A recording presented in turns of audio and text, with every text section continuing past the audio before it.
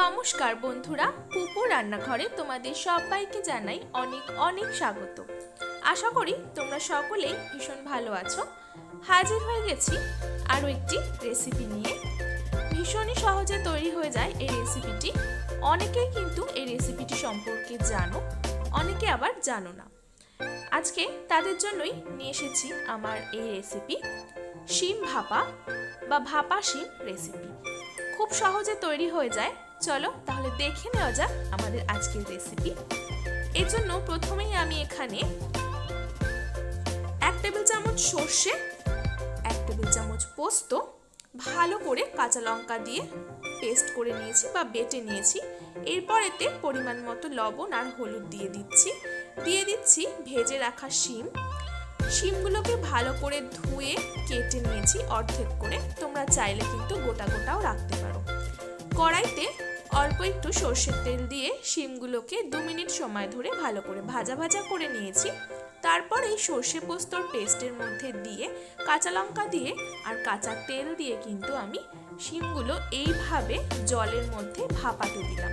একটি বড় পাত্রে জল নিয়ে তার উপর একটি স্ট্যান্ড দিয়ে তার উপর বাটিটা বসিয়ে দিচ্ছি।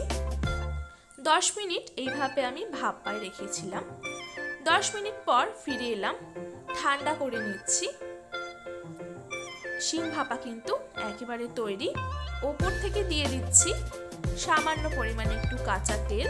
যারা এটা পছন্দ করো না তারা এখানে নাও ব্যবহার করতে পারো। এখানে একটা টিপস, শিমগুলো কিন্তু অবশ্যই তেলে একটু ভেজেই ব্যবহার করতে হবে।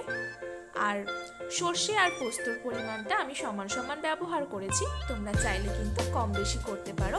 ঝালের পরিমাণটা নিজেদের ইচ্ছে মতো ব্যবহার করবে।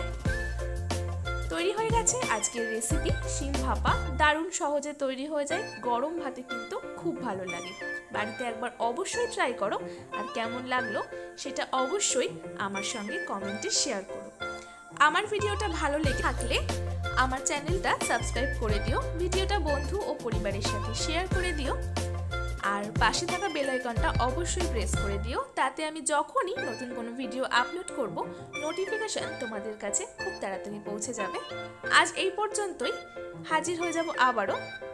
আজকের মতন বিদায় নিচ্ছি। ধন্যবাদ।